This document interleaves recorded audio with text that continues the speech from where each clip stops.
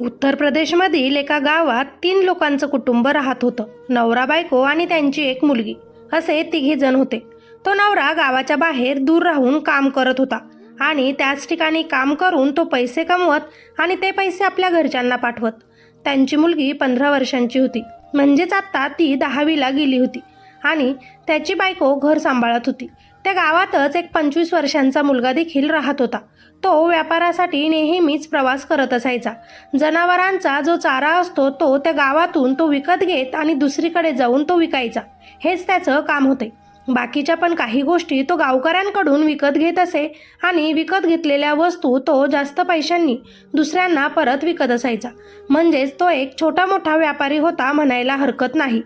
जेव्हा तो त्या गावात यायचा तेव्हा सगळ्या गावात फिरत बसायचा. त्यामुळे त्याला चांगलंच माहिती होतं की त्या घरामध्ये फक्त एक आई आणि तिची मुलगीच राहते.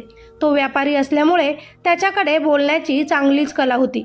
त्यामुळे तो असं काही बोलण्यामध्ये समोरच्याला गुंतवायचा की समोरचा माणूस देखील त्याच्यावर पटकन विश्वास ठेवत आणि त्याच्यावर इम्प्रेस होत. एक दिवस तो घरासमोरून जात होता तेव्हा त्या घरातील त्या मुलीची आई बाहेर काम करत असते. तेव्हा त्या स्त्रीला बघून तो मुलगा तिथेच थांबतो आणि विचारतो, तुमच्या घरामध्ये काही वस्तू आहेत का ज्या तुम्हाला विकायच्या असतील? तो व्यापारी होता म्हणून त्याचा हा व्यवसाय होता. तो 25 वर्षाचा तरुण मुलगा होता आणि दिसायलाही चांगला होता. ती आई त्या मुलाला आपल्या घरातील काही वस्तूंबद्दल सांगते. ते दोघंही एकमेकांसोबत बोलत असताना घरातून तिची 15 वर्षांची मुलगी त्या दोघांनाही बघत असते. तो त्या स्त्रीसोबत इतकं व्यवस्थितपणे बोलत होता की ती स्त्री त्याच्यावर खूप जास्त इम्प्रेस होते. जवळपास ते पहिल्याच भेटीत अर्धा तासाच्या पुढे बोलत होते. त्यामुळे त्यांची ओळख चांगलीच झाली. तिने त्याला चहा पिण्यासाठी आपल्या घरात बोलवलं. तो देखील चहा पिण्यासाठी त्यांच्या घरात जातो. ती आई चहा बनवत असते तोपर्यंत तो मुलगा तिच्या 15 वर्षाच्या मुलीसोबत देखील बोलत असतो. आता त्या 15 वर्षाच्या मुलीची सुद्धा त्याच्यासोबत चांगली ओळख होते. जेव्हा तिची आई त्याला चहा देण्यासाठी येते तेव्हा ती मुलगी तिथून आपल्या रूममध्ये निघून जाते आणि आपल्या रूममधूनच त्या दोघांनाही बोलताना बघत असते. इकडे या स्त्रीनं बोलता बोलताच त्याच्याकडून त्याचा फोन नंबर घेतला आणि त्या 25 वर्षाच्या मुलाला सुद्धा ही स्त्री आवडते आणि त्या स्त्रीला सुद्धा तो मुलगा खूप आवडतो. ती स्त्री त्या घरामध्ये एकटीच राहत होती आपल्या 15 वर्षाच्या मुलीसोबत आणि नवरा देखील कामानिमित्त सतत बाहेर असायचा, व्यस्त असायचा. त्यामुळे त्या स्त्रीच्या सुद्धा काही शारीरिक गरजा होत्या आणि आपल्या गरजा पूर्ण करण्यासाठी ती कुणाला तरी शोधतच होती. जेव्हा हा 25 वर्षांचा मुलगा तिच्याकडे बोलण्यासाठी आला तेव्हा तिला तो अगदी व्यवस्थित वाटला. तो गावातील इतर पुरुषांपेक्षा दिसायलाही चांगला होता. त्याची वेशभूषा सुद्धा खूप चांगली होती. त्याच्यातील बोलण्याच्या ज्या कला होत्या त्या पाहूनच त्या स्त्रीनं आपला नंबर त्याच्याकडे व त्याचा नंबर आपल्याकडे घेतला होता आणि नंतर त्यांचं फोनवर बोलणं सुरू झालं आणि मैत्री झाल्यानंतर त्याचं त्यांच्या घरी येणं जाणं जास्त प्रमाणात वाढलं. तिची 15 वर्षांची मुलगी जेव्हा शाळेत जायची तेव्हा तो मुलगा त्यांच्या घरी यायचा आणि नंतर मग त्या दोघांमध्ये अनैतिक संबंध बनायचे. दोघंही एकमेकांसोबत चांगलेच जुळले गेले. दोघंही एकमेकांचा चांगलाच उपभोग घेतात. दोघांच्याही शारीरिक गरजा पूर्ण करतात आणि तिथून पुढे हे नेहमीच सुरू असते. एक दिवस ती स्त्री काही कामानिमित्त घरापासून दूर गेलेली असते, पण तिची मुलगी एकटीच घरी असते. त्या मुलीला देखील त्या 25 वर्षाच्या मुलाच्या बोलण्याची कला आवडलेल्या होत्या, म्हणून ती मुलगीसुद्धा त्याच्यावर इम्प्रेस झाली होती. आई घराच्या बाहेर गेलेली असताना तो मुलगा घरी येतो. त्यावेळी तो काही न विचारता डायरेक्टच घरात शिरतो आणि सरळ विचारतो, तुझी आई कुठे गेली? तेव्हा ती मुलगी म्हणते, आई तर घरी नाही, ती बाहेर गेली आहे. तुम्ही इथेच बसा, मी तुमच्यासाठी चहा बनवून आणते. ती मुलगी फक्त 15 वर्षांची होती आणि दिसायलाही देखणी अगदी तिच्या आईवरच गेली होती. आता हे दोघं घरीच होते. त्यावेळी त्यांच्या दोघांमध्येही बोलणं सुरू झालं. जवळजवळ अर्धा तास ते दोघं एकमेकांसोबत गप्पा मारत बसतात. त्यांच्या गप्पा चांगल्याच रंगतात आणि दोघंही एकमेकांना पसंत करायला लागतात. तो मुलगा विसरून जातो की ही त्याच स्त्रीची मुलगी आहे जिच्यासोबत त्याचे अनैतिक संबंध आहेत. तिची मुलगी आणि तो एकमेकांसोबत संभाषणामध्ये एकमेकांसोबत फोनवर बोलू असे म्हणतात.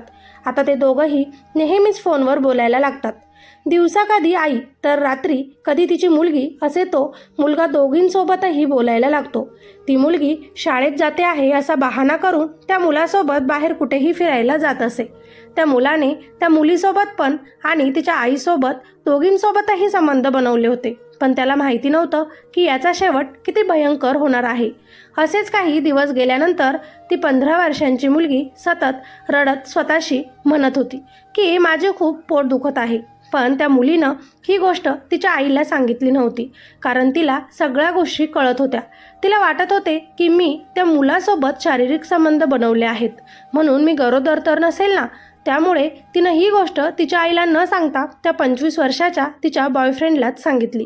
तो मुलगा थोडासा घाबरून जातो आणि तिला म्हणतो, ठीक आहे, तू तुझ्या आईला हे सांगू नकोस. उद्या शाळेत जाण्याच्या बहाण्यानं आपण डॉक्टरांकडे जाऊ. दुसऱ्या दिवशी ते दोघंही शहरातील एका डॉक्टरांकडे जातात आणि जाऊन तिथे त्या मुलीचा चेकअप करतात. चेकअप झाल्यानंतर त्यांना कळते की ती मुलगी खरंच गर्भवती आहे. डॉक्टरांना काही पैसे देऊन तो गर्भपाताच्या गोळ्या घेतो आणि त्या मुलीला सांगतो की तू आता ही गोळी घे आणि खाऊन टाक, त्यामुळे तुझा गर्भपात होईल आणि आपल्याला देखील काही टेन्शन राहणार नाही. पण ती 15 वर्षांची मुलगी त्याच्या प्रेमात इतकी वेडी होती की तिला ती गोळी खाणे व प्रियकराला सोडणं हे खूप जास्त अवघड वाटत होतं. तिला आता वाटू लागलं की हा व्यक्ती मला फसवत तर नसेल ना. जर मी ही गोळी खाल्ली आणि माझ्या पोटातलं बाळ जर पाडलं तर कदाचित हा मला सोडून देईल. म्हणून ती मुलगी सतत त्या मुलाला म्हणत होती की मला ही गोळी नकोय, मला फक्त तू पाहिजे आहे. मला आता तुझ्यासोबतच लग्न करायचे आहे.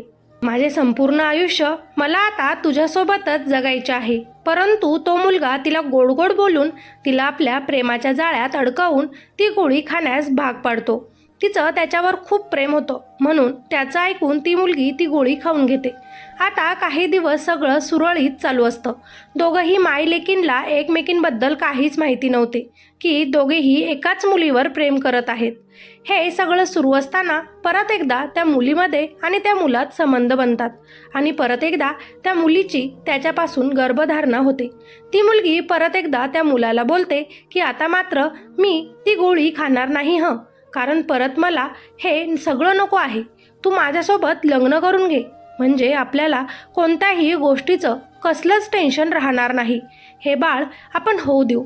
परंतु तो मुलगा जरा जास्तच हुशार असतो. त्याला कोणासोबतच लग्न करायचे नव्हते. त्याला तर फक्त त्या दोघींचा उपभोग घ्यायचा होता. तो मुलगा आता तिला परत रिक्वेस्ट करून बोलतो की तू ही गोळी खाऊन घे, यावेळी ॲडजस्ट कर. आता आपण घरी सांगून एखादा चांगला मुहूर्त काढून लग्न करून घेऊ. तिला चांगल्याच प्रेमात गोड बोलवून फसवत असतो तो. पण त्या मुलीनं चांगलाच विचार केला होता की यावेळी आपण गोळी खायची नाही. ती म्हणत होती मला काहीही झालं तरी चालेल, पण आता मला तुझ्यासोबत लग्न करायचेच आहे. त्यानं खूप समजावलं तरीही यावेळी मुलगी त्याचं काहीच ऐकत नव्हती. शेवटी त्या मुलानं तिला कंटाळून सांगितलं, हे बघ, माझे फक्त तुझ्यासोबतच अनैतिक संबंध नाहीत, तर तुझ्या आईसोबत देखील संबंध आहेत. आपल्या दोघांचे प्रेम होण्याअगोदरपासून मी तुझ्या आईसोबत संबंधात अडकून आहे. हे जेव्हा ती मुलगी ऐकते तेव्हा तिला खूप मोठा धक्काच बसतो. ती आता आपल्याच आईला एका वाईट नजरेनं पाहायला लागते.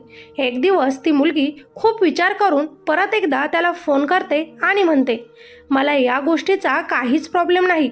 जे तुझं आणि माझ्या आईमध्ये चालू आहे ते सगळं आता थांबवून टाक आणि आपण परत नव्यानं सुरू करू आपलं नातं आणि लग्न करून टाकू. मी तुझ्यासोबत लग्न करायला अजूनही तयार आहे. सगळं काही मागील विसरून ती मुलगी परत एकदा लग्नासाठी त्याच्या मागे लागते.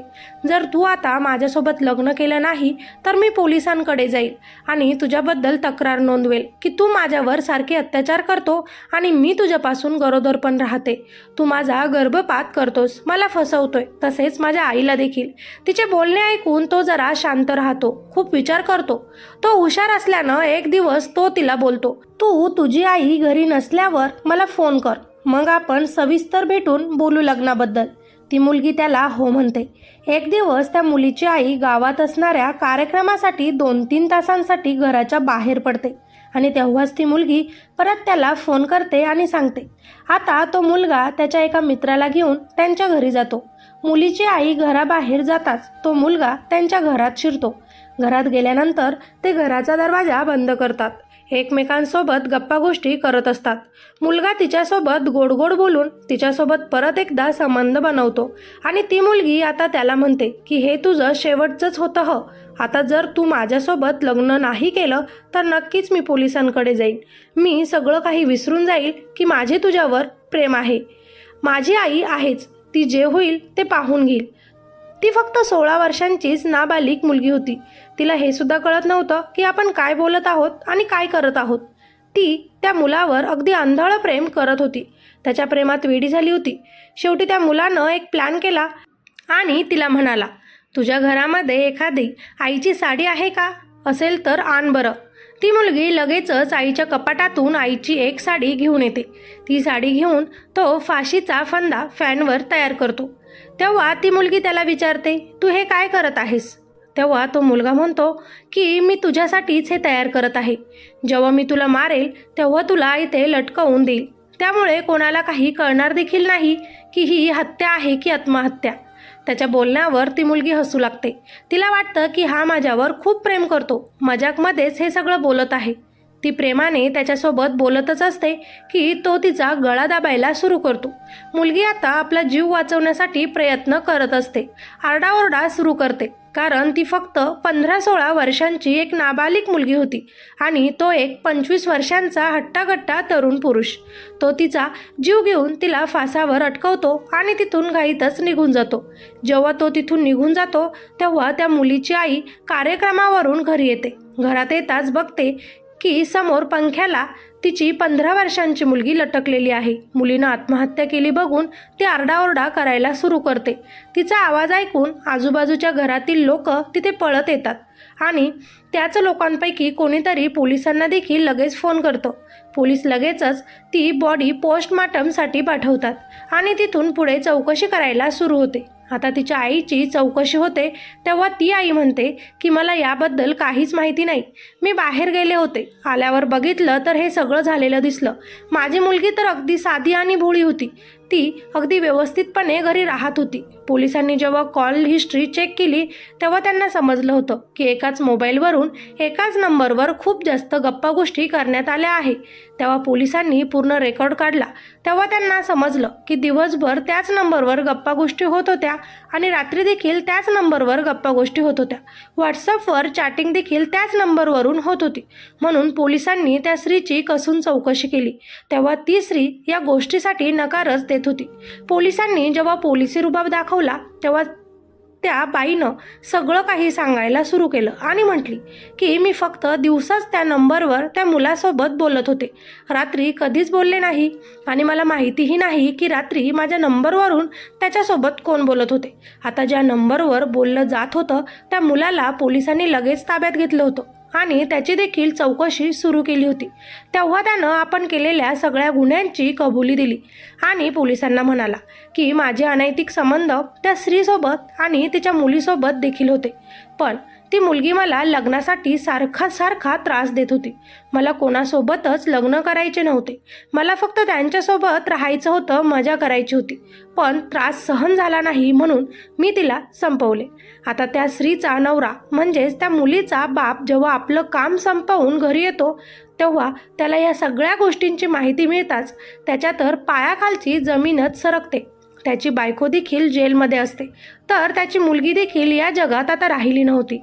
त्या माणसाला या सगळ्या गोष्टींचा इतका मोठा धक्का बसला की त्याचं पूर्ण आयुष्य आता कसं जाईल याचाच विचार तो करू लागला. मित्र आणि मैत्रिणींनो, जेव्हा तुम्ही चुकीचं पाऊल टाकत असाल तेव्हा ते पाऊल टाकण्याआधी 1000 वेळा विचार करा. कारण तुमचं एक चुकीचं पाऊल तुमच्या परिवाराचं आयुष्य धोक्यात टाकू शकतं, उद्ध्वस्त करू शकतं. नवरा बाहेर गावी काम करण्यासाठी गेला असल्यास बायकोने आपल्या कुटुंबावरच लक्ष द्यावं. असे वाईट वागू नये, नवऱ्याला धोका देऊ नये.